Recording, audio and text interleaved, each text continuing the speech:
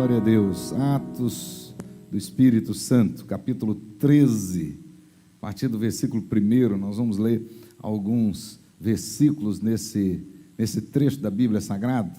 Aqueles que puderem, acompanhem aqui no telão, né? E os outros que têm aí a Bíblia, vai acompanhando com a sua caneta também, vai marcando. Eu tenho certeza que o Espírito Santo falará ao seu coração nessa noite. Ele tem uma palavra específica para você. Diz assim a palavra de Deus: havia na igreja de Antioquia profetas e mestres: Barnabé, Simeão, por sobrenome Níger, Lúcio de Cirene, Manaém, Colasso de Herodes, o tetrarca, e Saulo. E servindo eles ao Senhor e jejuando, disse o Espírito Santo: separai-me agora Barnabé e Saulo para a obra que os tenho chamados. Então, jejuando e orando, impondo sobre ele as mãos, os despediram. Enviados, pois, pelo Espírito Santo, desceram para Seleucia e dali navegaram para Chipre. Chegados em Salamina, anunciavam a palavra de Deus nas sinagogas judaicas. Tinha também João, chamado Marcos, como auxiliar. Havendo atravessado toda a ilha até Pafos, encontraram certo judeu mágico, falso profeta, de nome Bar-Jesus, o qual estava com o procônsul Sérgio Paulo, que era homem inteligente. Este, tendo chamado Barnabé e Saulo, diligenciava para ouvir a palavra de Deus. Mas opunha-se-lhes Elimas, o mágico, porque assim se interpreta o seu nome, procurando afastar da fé o procônsul. Todavia, Saulo também, chamado Paulo, cheio do Espírito Santo, fixando nele os olhos, disse: ó filho do diabo, cheio de todo engano e de toda malícia, inimigo de toda justiça, não cessarás de perverter os retos caminhos do Senhor? Pois agora, eis aí está sobre ti a mão do Senhor, e ficarás cego, não vendo o sol por algum tempo. No mesmo instante, caiu sobre ele névoa e escuridade, e andando à roda, procurava quem o guiasse pela mão. Então, o procônsul, vendo o que sucedera, creu, maravilhado com a doutrina do Senhor. E navegando de Pafos, Paulo e seus companheiros dirigiram-se a Perge, na Panfilha. João, chamado Marcos, porém, apartando-se deles, voltou para Jerusalém. Mas eles, atravessando de Perge para Antioquia da Pisídia, indo num sábado à sinagoga, assentaram-se. Depois da leitura da lei e dos profetas, os chefes da sinagoga mandaram dizer-lhes: irmãos, se tendes alguma palavra de exortação para o povo, dizei-a.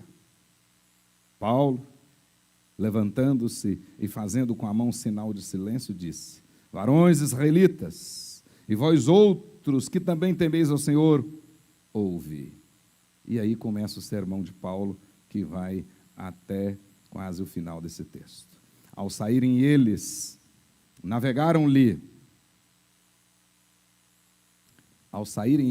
rogaram-lhes que no sábado seguinte lhes falassem estas mesmas palavras.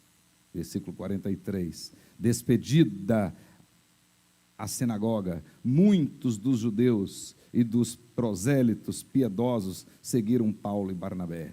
E estes, falando-lhes, os persuadiam a perseverar na graça de Deus. No sábado seguinte, afluiu quase toda a cidade para ouvir a palavra de Deus. Mas os judeus, vendo as multidões, tomaram-se de inveja e, blasfemando, contradiziam o que Paulo falava. Então, Paulo e Barnabé, falando ousadamente, disseram: cumpria que a vós outros, em primeiro lugar, fosse pregada a palavra de Deus, mas posto que a rejeitais, e a vós mesmos vos julgais indignos da vida eterna, eis aí que nos volvemos para os gentios. Porque o Senhor assim nolo determinou: eu te constituí para a luz dos gentios, a fim de que sejas para salvação até os confins da terra. Os gentios, ouvindo isto, regozijavam-se e glorificavam a palavra do Senhor. E creram todos os que haviam sido destinados para a vida eterna. 49. E divulgava-se a palavra do Senhor por toda aquela região. Mas os judeus instigaram as mulheres piedosas de alta posição e os principais da cidade e levantaram perseguição contra Paulo e Barnabé, expulsando-os do seu território. Verso 51. E estes, sacudindo contra eles o pó dos pés, partiram para Icônio. Os discípulos, porém, transbordavam de alegria e do Espírito Santo. Capítulo 14. Em Icônio, Paulo e Barnabé entraram juntos na sinagoga judaica e falava de tal modo que veio a crer grande multidão, tanto de judeus como de gregos. Mas os judeus incrédulos incitaram e irritaram os ânimos dos gentios contra os irmãos.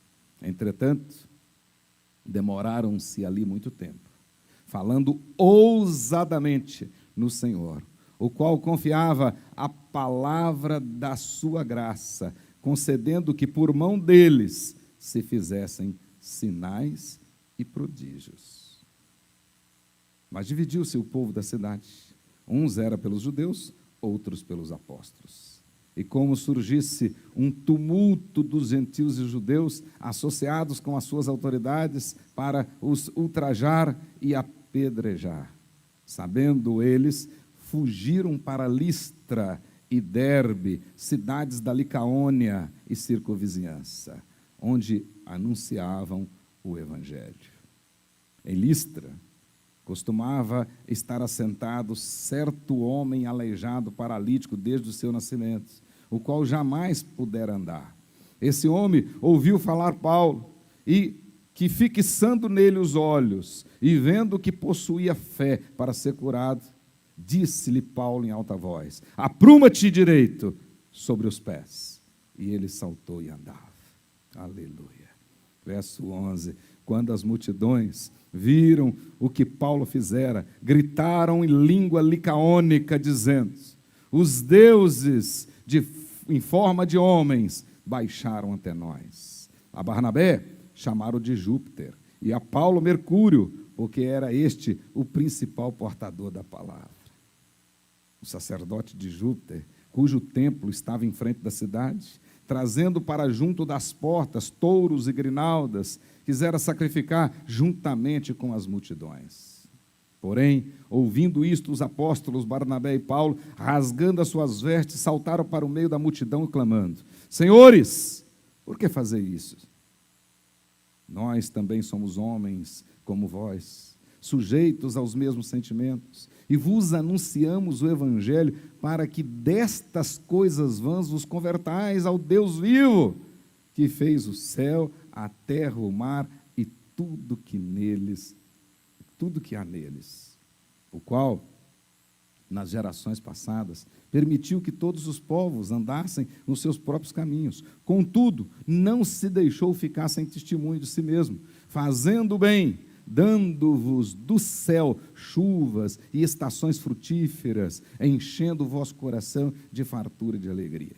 Dizendo isto, foi ainda com dificuldade que impediram as multidões que lhes oferecessem sacrifícios. Sobrevieram, porém, judeus de Antioquia e Icônio, e instigando as multidões, e apedrejando a Paulo, arrastaram-no para fora da cidade, dando-o por morto. Rodeando, porém, os discípulos, levantou-se e entrou na cidade. No dia seguinte, partiu com Barnabé para Derbe. E tendo anunciado o evangelho naquela cidade, e feito muitos discípulos, voltaram para Listra, Icônio e Antioquia, fortalecendo a alma dos discípulos, exortando-os a permanecer firmes na fé e mostrando que, observe bem, através de muitas tribulações, nos importa entrar no reino de Deus. E provendo-lhes em cada igreja a eleição de presbíteros, depois de orar com jejuns, os encomendaram ao Senhor, em quem havia crido. Atravessando a Pisídia, dirigiram-se para Panfilha. E tendo anunciado a palavra de Deus em Perge, desceram a Atália. E dali navegaram para Antioquia, onde tinham sido recomendados à graça de Deus para a obra que haviam já cumprido. 27 e 28, finalizando, ali chegados, ou seja, em Antioquia, reunida a igreja, relataram quantas coisas fizeram Deus com eles e como abrira aos gentios a porta da fé. E permaneceram não pouco tempo com os discípulos. Que coisa maravilhosa. Oremos ao nosso Deus. Pai querido, fala, Senhor, poderosamente ao nosso coração por meio da Tua palavra. Em o nome de Jesus, para a honra e glória do Senhor. Amém. Glória a Deus. Acompanhe comigo, então, atentamente. Aqueles que têm a Bíblia aí, pode manter a Bíblia aberta e vai acompanhando essa viagem poderosa, maravilhosa do apóstolo Paulo. Então, hoje, eu quero falar aos irmãos a respeito da pregação do Evangelho, né? Da proclamação do Evangelho sobre o poder do Espírito Santo, agora na Ásia, indo aos confins da terra. Na última mensagem, no domingo passado, nós vimos aqui que, a despeito das perseguições, havia oração incessante na igreja.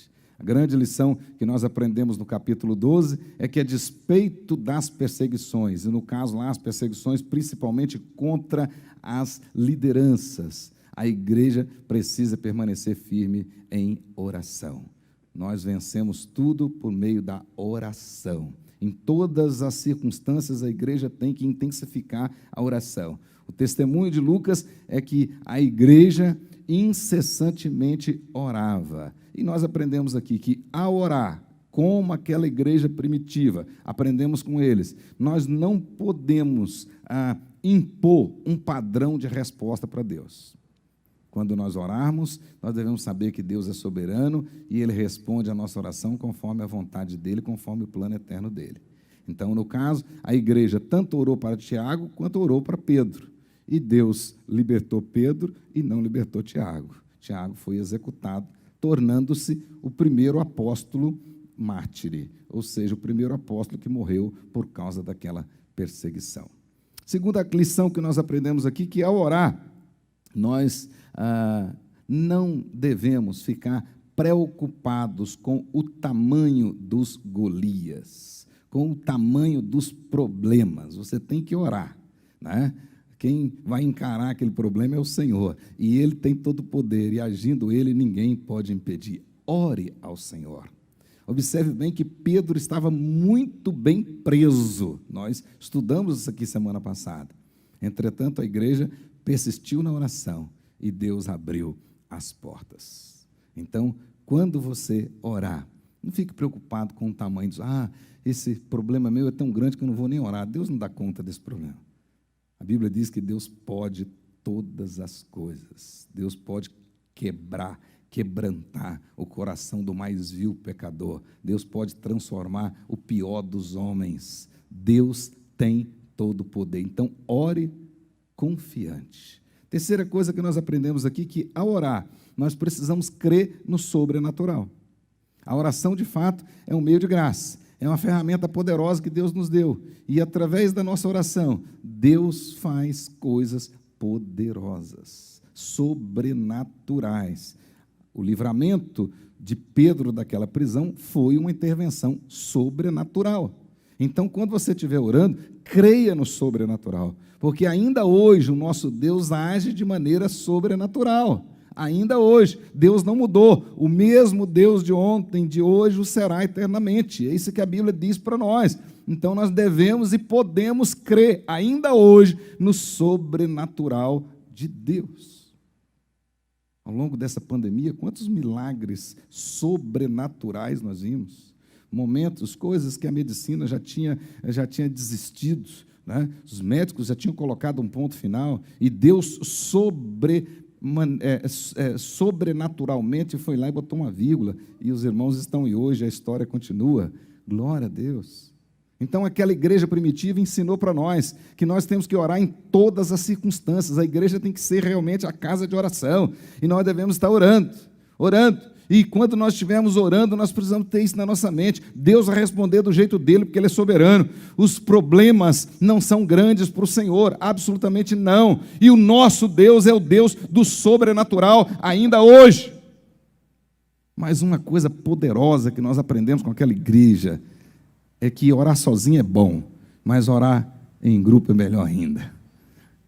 A igreja em oração é mais poderosa, é mais forte. Então o texto diz que unânimes, juntos, agora juntos, incessantemente, eles estavam orando.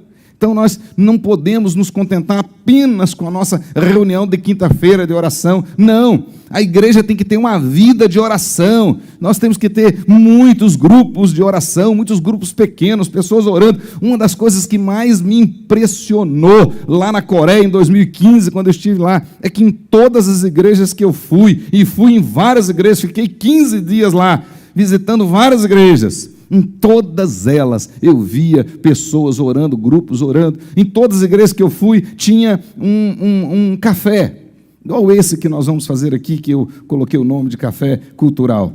Nós vamos ter aqui. E todas as igrejas que eu fui tinha. E eu via lá aquelas pessoas sentadas, e às vezes na mesa lá, duas senhorinhas segurando uma na mão da outra, e orando, e outra orando, e outra orando. E às vezes eu perguntava, pastor, o que é aquilo? Ah, elas estão orando, orando.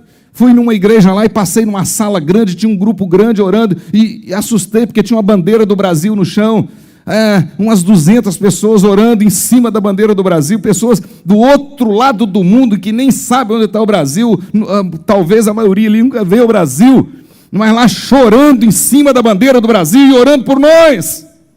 E eu fiquei envergonhado, falei, puxa, eu sou brasileiro e não oro pelo Brasil dessa maneira. Orar sozinho é maravilhoso.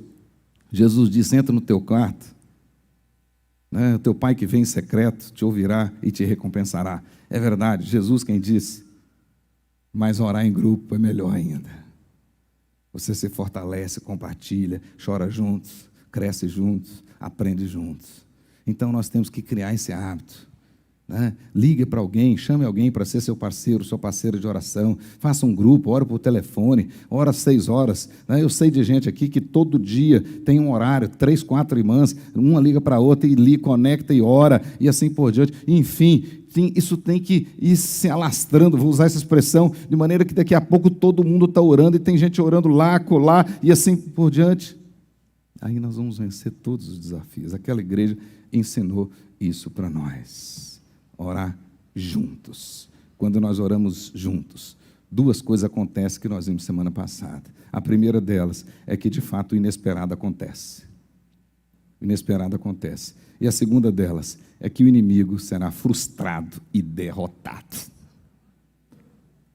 Será frustrado nos seus planos. Olha a decepção de Herodes. E depois, olha o fim dele. Quando a igreja ora, os planos do inimigo serão frustrados. E por último, ele será envergonhado. Envergonhado. Isso nós aprendemos. Hoje, nós vamos ver essa igreja agora, né? Já convicta que tem que ir aos confins da terra. Então, ela se prepara para sair. E desse capítulo 13 até o final do capítulo 14, nós temos aí o que se chama a primeira viagem missionária de Barnabé e Paulo, né? Muitos livros vão trazer a primeira viagem missionária de Paulo, mas na realidade essa viagem aí também tem a parceria total de Barnabé, o discipulador de Paulo. O texto diz claramente que eles estavam lá em Antioquia. Essa primeira viagem missionária de Barnabé e Paulo, ela durou aí, como vocês podem ver, cerca de 3 anos, provavelmente do ano 46 até o ano 49, finalzinho do ano 49. Nesse período de 3 anos, então observe bem, o espaço não era nem tão grande, nem tão longe, mas as dificuldades naturais daquela época de locomoção, de viagem, gastaram 3 anos. Além disso, foram extremamente perseguidos. E, além disso, nessa época, Paulo já estava doente.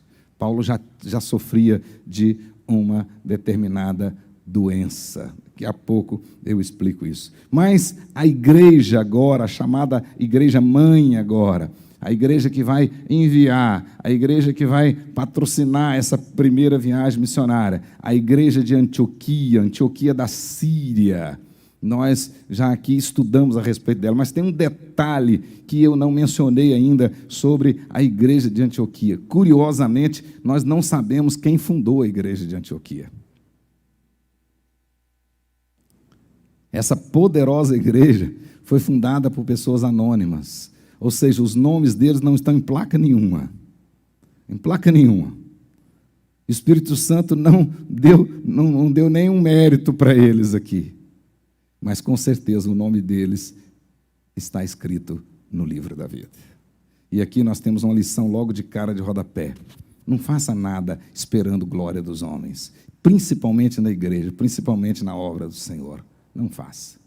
Porque aqui tudo é para a honra e glória do Senhor. A Ele toda a honra, toda a glória, todo o louvor.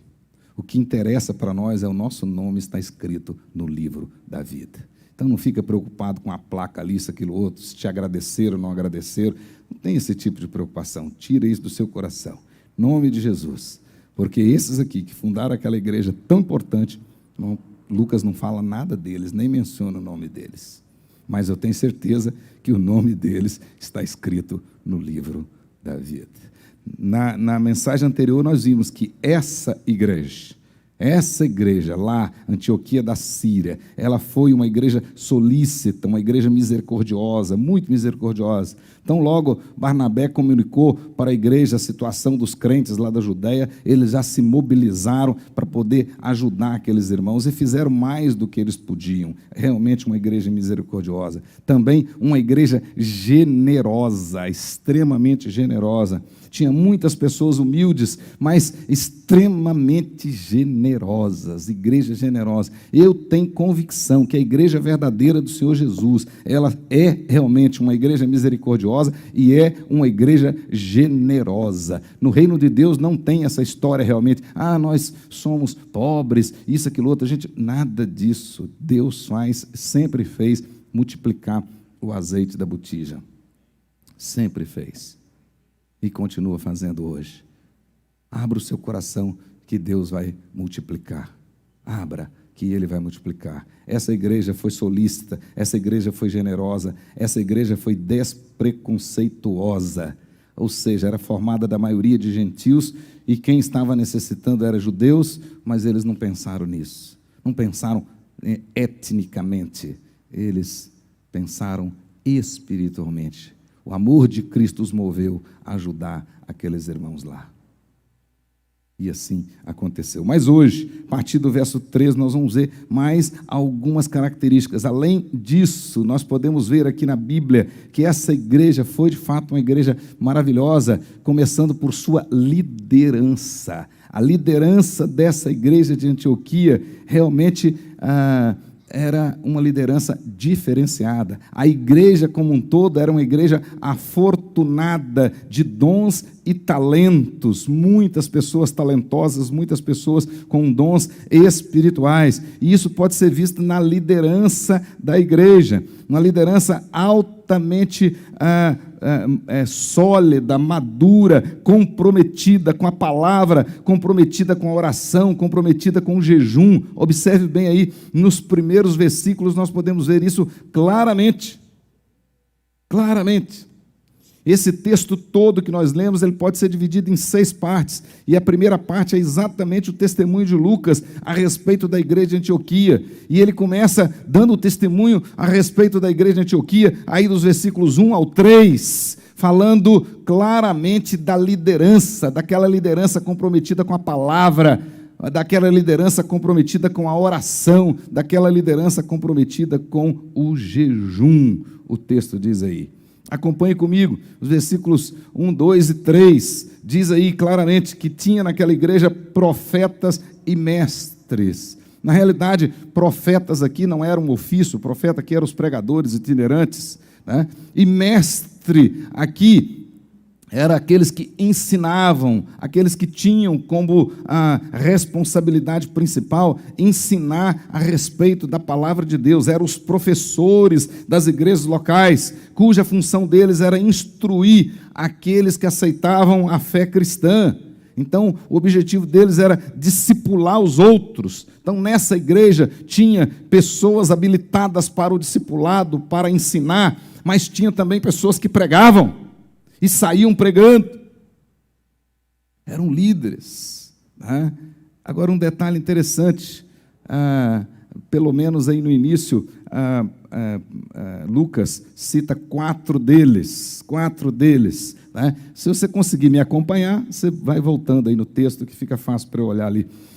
Na realidade, cita 4. Barnabé e Paulo nós já conhecemos, eles já apareceram. Barnabé e Paulo, diz lá claramente, né? Barnabé é natural de Chipre, Paulo de Tarso, né? Mas cita mais 2 no nosso texto, cita lá Simeão por sobrenome Níger. Quem era esse Simeão? Níger, aí, essa palavra Níger aí, significa negro ou preto, e era um adjetivo romano, e portanto esse Simeão aí devia ser algum cidadão romano nascido na África, por exemplo. Há quem diga que esse Simeão aí é o Cirineu, que ajudou a carregar a cruz de Jesus, né? Lembra, no dia da crucificação de Jesus, um homem chamado Simão Cirineu teve de ajudar Jesus a carregar a cruz. Há alguns estudiosos que pensam que esse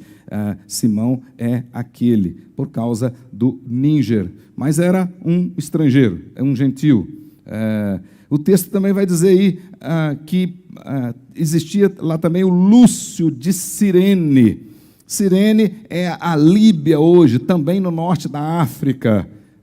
Talvez, é bem provável então que essa tese a respeito do Simão proceda, que Simão e Lúcio eram amigos, conterrâneos, né? Estavam lá juntos, inclusive.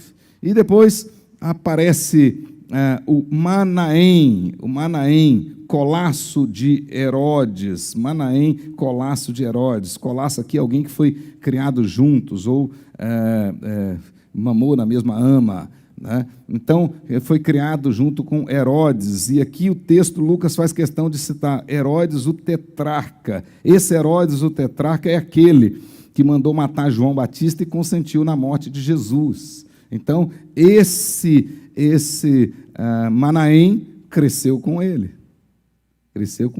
Talvez fosse até um homem importante, um homem de alta sociedade, e que estava agora na liderança da igreja.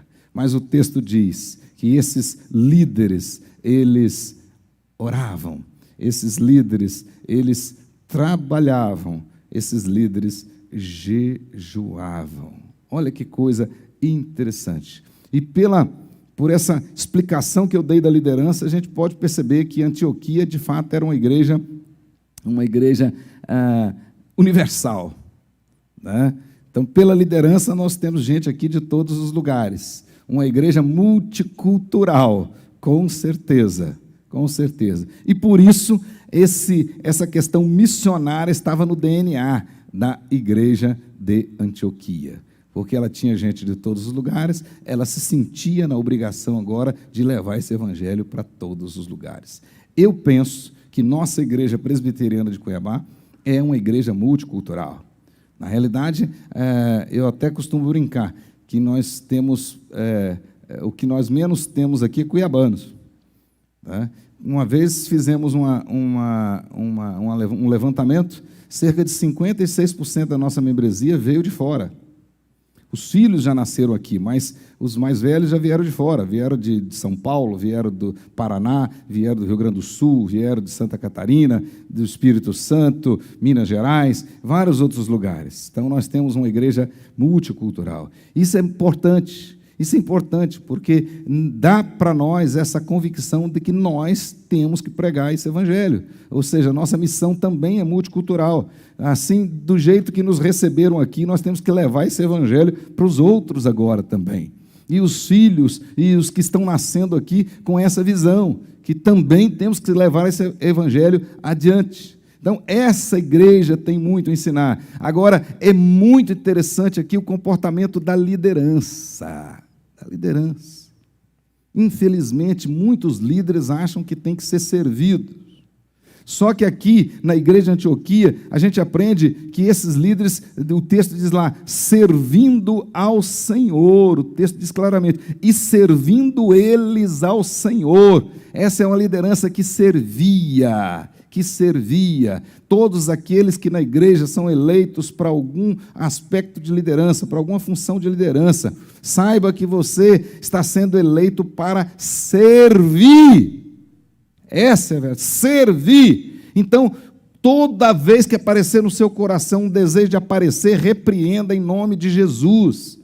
Porque o próprio Jesus diz que no reino dele, maior é aquele que mais serve.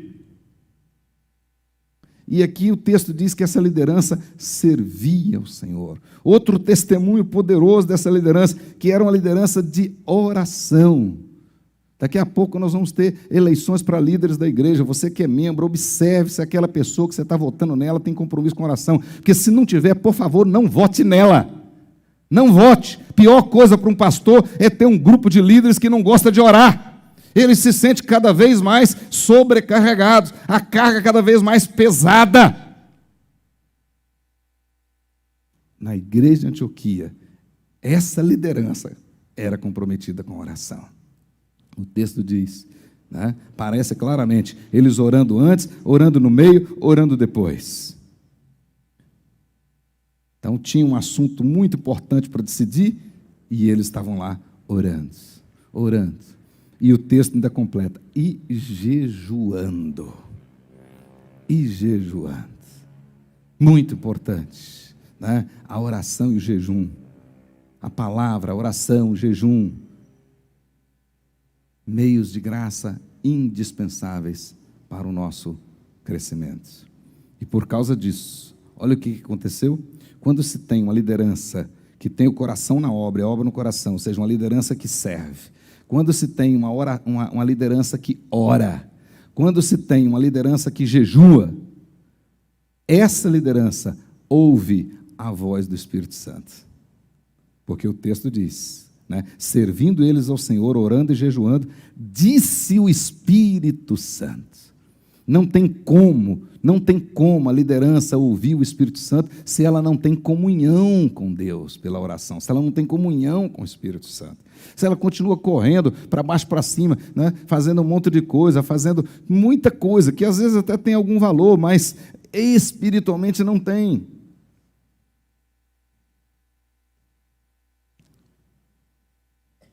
Não consegue ouvir o Espírito Santo. Mas essa liderança ouviu o Espírito Santo. O texto diz, disse-lhes o Espírito Santo, separai-me agora Barnabé e Saulo para a obra que os tenho chamado. Segunda coisa, liderança comprometida com serviço, liderança comprometida com oração, comprometida com jejum, além de ouvir a voz do Espírito Santo, ela se torna obediente ao Espírito Santo. Mesmo que aquela ordem lhe pareça muito pesada, como diria um bom mineiro, muito custosa. Observe bem que de repente o Espírito Santo pede para ele os dois melhores, digamos assim. Pelo menos os dois mais maduros aqui, mais experientes. Mas eles não questionaram. Podemos até imaginar que eles podiam ter questionado, mas Senhor, né, leva o Manaém, Senhor, vai o Lúcio, vai o Simão. Não, Deus pediu Barnabé e pediu Saulo. Liderança que serve, liderança que ora, liderança que jejua, não discute as ordens do Espírito Santo. obedece. Obedece. Olha o que o texto diz. Então, ou seja, de imediato, jejuando e orando, de novo, aqui tudo é na oração e no jejum, jejuando e orando, impondo as mãos sobre eles, os despediram. Abençoaram e mandaram. Agora acompanhe comigo um detalhe que vai agora para eles saindo efetivamente o primeiro passo dessa viagem. Olha como é que começa o verso 4. Enviado, pois, pelo Espírito Santo. Missões verdadeiras é assim que faz. É assim que se faz a missão verdadeira. O Espírito Santo separa. O Espírito Santo manda a igreja abençoar. E o Espírito Santo envia. Quem enviou foi o Espírito Santo. O texto diz, enviados, pois, pelo Espírito Santo. Então, não tem jeito de dar errado. Terão problemas? Sim. Terão dificuldades? Sim. Mas serão bem-sucedidos? Sim, também. E é isso que nós vamos ver nessa viagem toda. Então, acompanhe comigo. Agora, segunda parte desse texto nosso, versículos 4 até o versículo 13. Versículo 4 até o versículo 13, nós temos a primeira parte da viagem. Então, eles saíram de Antioquia, certo? Saíram de Antioquia. Agora vão para a primeira parte da viagem. Pode acompanhar comigo aí. Agora você pode colocar o mapa, Pedro. Diz assim, eles saem agora para a primeira e foram até Seleucia. Seleucia ficava mais ou menos 25 quilômetros longe de Antioquia, ia por terra, que era lá que ficava o porto. O porto ficava lá. Então, eles vão até lá para embarcar. E o texto diz claramente que eles embarcam, então, em Seleucia e atravessa essa parte do mar Mediterrâneo e vai chegar em Salamina. Salamina é o porto de Chipre. Toda essa ilha aí é a ilha de Chipre, né? Onde Barnabé nasceu, aí é a região de Barnabé. E aí a gente já tem um detalhe, é bem provável que Barnabé, na saída de Antioquia, ainda lá em Antioquia, tinha uma certa posição de proeminência. E ele, com certeza, exerce aí uma certa influência. E também por precaução. Vamos começar por Chipre, que eu domino bem aquela região de Chipre, eu conheço aquela região ali. Então, nós vamos começar por ali. Né? Era a primeira viagem, era a primeira experiência agora transcultural. Então, eles tinham convicção que o Espírito Santo é que tinha chamado, o Espírito Santo é que tinha separado, o Espírito Santo que tinha abençoado, o Espírito Santo que tinha enviado. Ele sabia de tudo isso. Entretanto, prudência e caldo de galinha não faz mal para ninguém. Então, vamos com prudência. Vamos começar por Chipre. E eles, então, atravessam e vão para Chipre. E o texto diz agora, vai aparecer no verso 5 aí, né, que foi com eles João. Esse João aqui é o Marcos. Nós vamos saber disso logo adiante. Esse é o João Marcos. João Marcos, lá na casa da mãe dele, ou seja, na casa dele, que aconteceu aquela poderosa reunião de oração, que eles estavam orando incessantemente, e o Espírito Santo agiu e foi lá e abriu a porta da prisão de Pedro, e Pedro foi lá na casa de Marcos.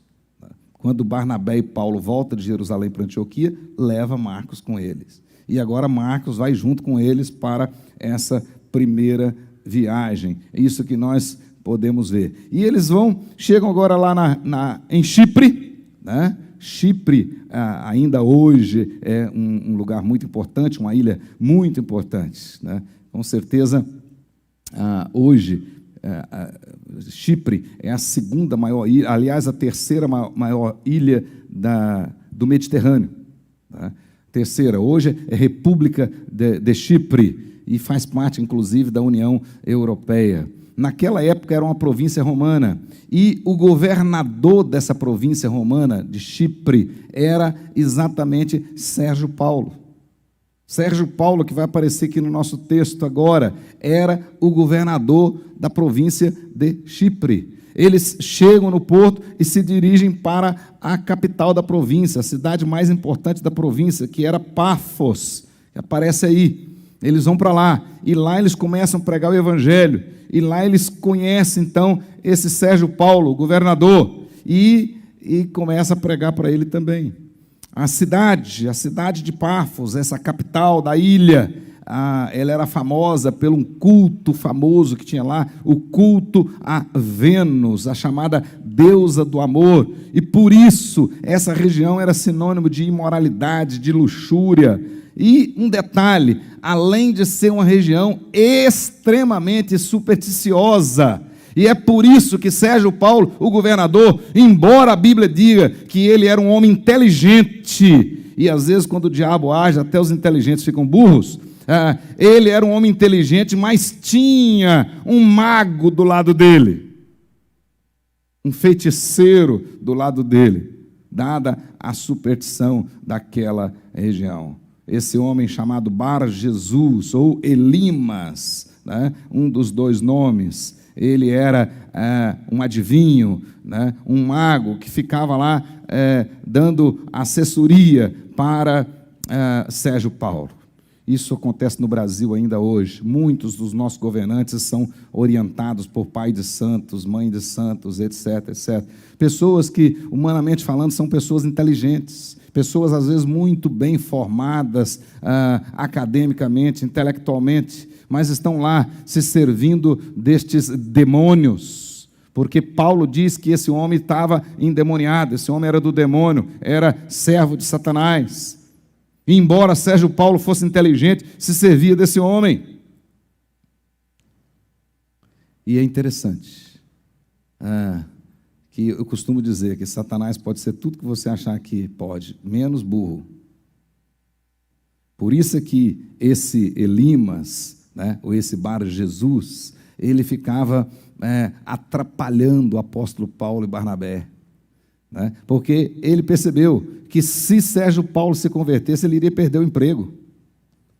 É exatamente isso que ia acontecer, né? Então era melhor que Sérgio Paulo não se convertesse, porque ele continuaria com o emprego dele. Então deixa o governador nas trevas, que pelo menos eu vou ajudá-lo. Por isso ele ficava se opondo, ao ponto de tirar literalmente Paulo do sério, né? Paulo se irritou com aquilo, se irou com aquilo, e cheio do Espírito Santo, o texto diz aí no versículo 9, todavia Saulo, também chamado Paulo, cheio do Espírito Santo, fixando nele os olhos, disse, ó filho do diabo, cheio de todo engano e de toda malícia, inimigo de toda justiça, não cessarás de perverter os retos caminhos do Senhor? Às vezes, na evangelização, tem que agir assim. Nossa luta não é contra carne e sangue, mas é contra os principados e potestades, forças espirituais do mal. Você está evangelizando a pessoa, você está falando de Cristo e tem uma coisa atrapalhando, etc. E você vai na casa do sujeito, o menino parece que fica endemoniado e pula na cortina e vira o Tarzan, etc. Aquela confusão, e você não consegue falar. A televisão não desliga, um monte de coisa. Paulo passou por isso. E aí ele agiu espiritualmente. Fosse na nossa linguagem hoje, está amarrado. Isso que ele está dizendo. Né? E nesse caso, Paulo foi mais profundo, está cego. E foi o que aconteceu. Olha, o texto diz aí, claramente, né? Pois agora, eis aí sobre ti a mão do Senhor. Paulo estava vendo, com os olhos da fé, ficará cego, não vendo o sol por algum tempo. E o texto diz, no mesmo instante, uma palavra preferida de Lucas, que nós já vimos várias vezes aqui, ele imediatamente, né? imediatamente, caiu sobre ele névoa, escuridade, e andando à roda, procurava quem o guiasse pela mão. Olha que coisa. Mais uma vez vai acontecer, olha para nós aí o versículo 12. Mais uma vez vai acontecer o que aconteceu várias vezes lá na primeira parte do livro, até o capítulo 12, na liderança de Pedro, nós vimos várias vezes Deus usando sinais e maravilhas para a propagação do Evangelho. E aqui mais um sinal e maravilha, Deus vai usar para a propagação do Evangelho. Olha o que acontece no verso 12, então o procônsul, ou seja, o governador, vendo o que sucedera, o que aconteceu? Creu. Agora não teve mais barreira. Aquele que atrapalhava ficou cego. Lembra do que eu falei na introdução? Se nós orarmos, Deus frustra os planos do inimigo. O inimigo ali queria endurecer o coração de Sérgio Paulo, queria desviar a mensagem, não queria que a mensagem que saía da boca de Paulo e Barnabé chegasse ao coração de Sérgio Paulo. E fez de tudo. Mas Deus frustra os planos do inimigo. Deus frustra.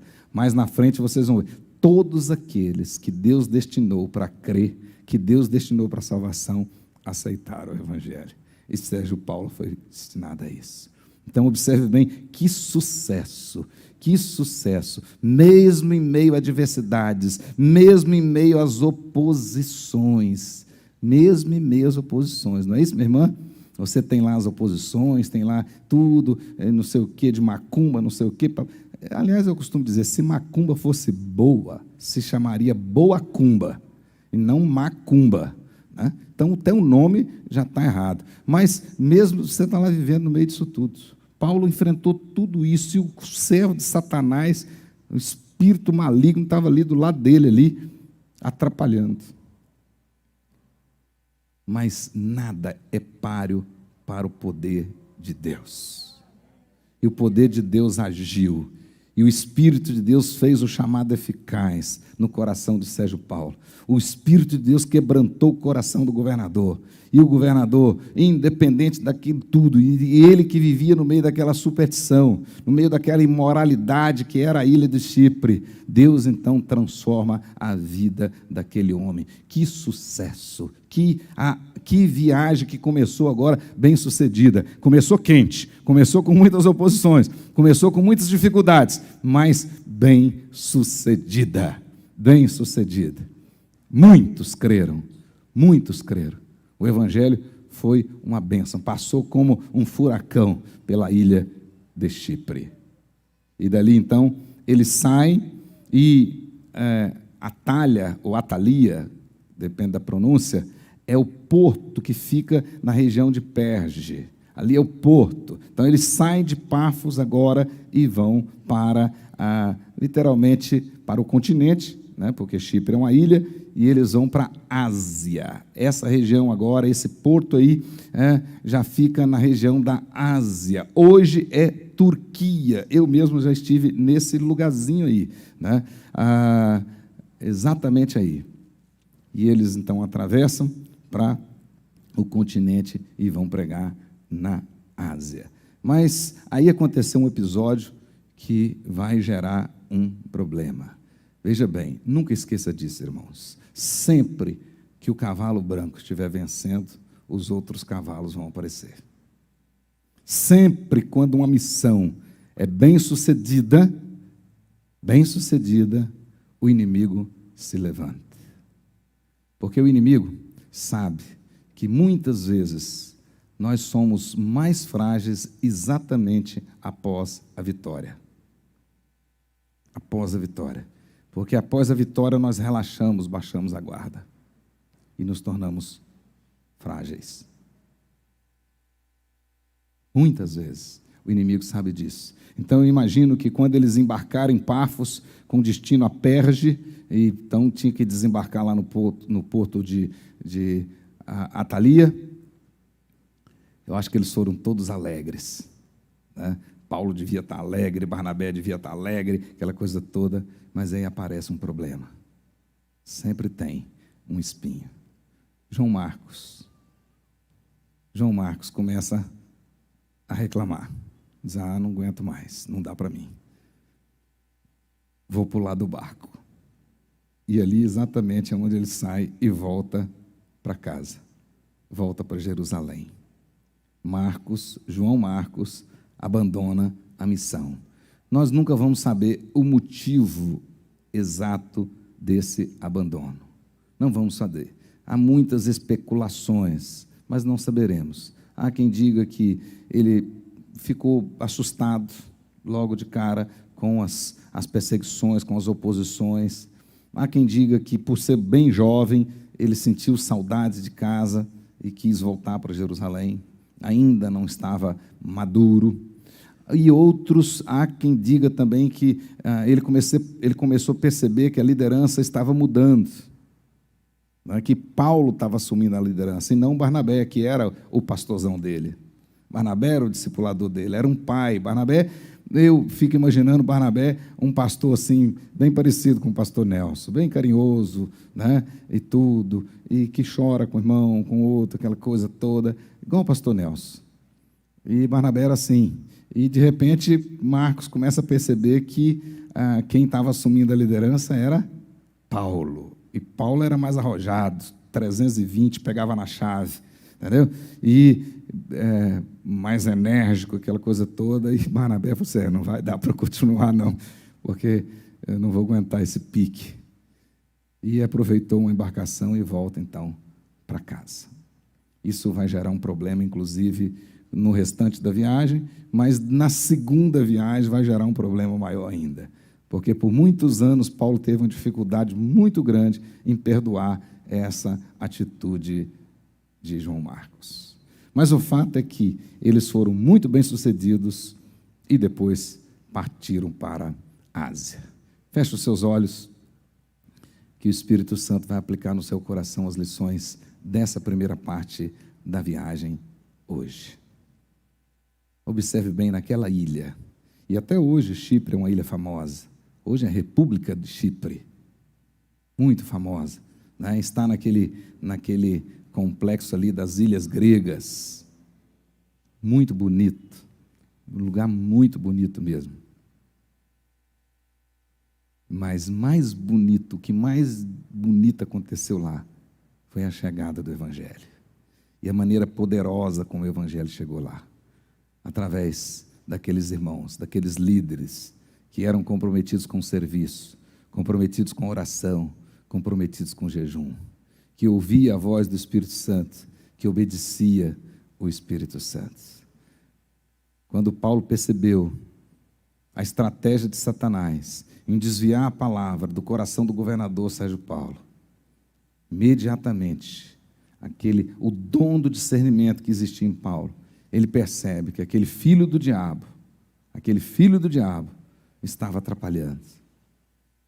E ele repreende. E na repreensão de Paulo, o governador percebeu que Paulo, de fato, era homem de Deus. Verdadeiramente enviado de Deus, portanto um apóstolo. E a Bíblia diz que ele creu. E com ele muitos outros. Agora imagine bem, numa ilha dessa, imagine bem a repercussão. O governador agora é um cristão. Olha que coisa maravilhosa. Que benção. Que benção. Mas muitas vezes, na nossa caminhada, muitas vezes, a gente retrocede. Mas é interessante que nós teologicamente afirmamos que o eleito verdadeiro, ele pode até retroceder por um tempo, mas ele não vai ficar sempre para trás. Ele pode até cair temporariamente, mas ele não cairá em definitivo. Naquele momento, João Marcos não suportou, voltou para Jerusalém.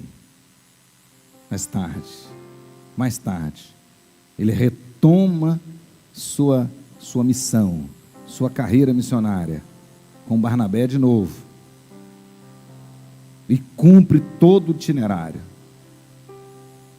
E mais tarde, ele se tornou tão importante, que o próprio Paulo o chama de volta.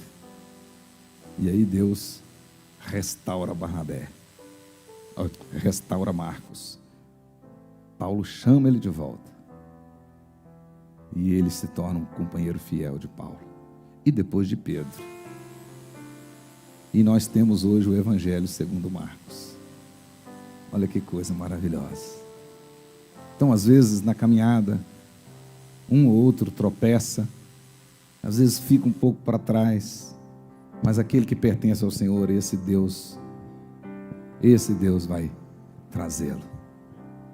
Deus vai, ele não vai ficar para trás. Deus vai. Então, às vezes, alguns que estão me ouvindo aqui, passou um tempo meio frio, passou um tempo meio distante, desanimou um pouco da missão, deu até vontade de voltar. Mas eu quero dizer para você que o Espírito Santo te chama de novo. Eu creio no Deus da segunda oportunidade, como aconteceu com Elias. Elias angustiado, depois de ter vencido os profetas de Baal, mas com a ameaça da rainha de que iria matá-lo, ele ficou muito angustiado, fugiu, correu, entrou numa caverna, pediu até a morte, e disse que não ia fazer mais nada, desistiu. Mas a Bíblia diz que de repente o Senhor vai lá, e a Bíblia diz literalmente que Deus foi lá na caverna onde Elias estava, e o texto diz, tocou.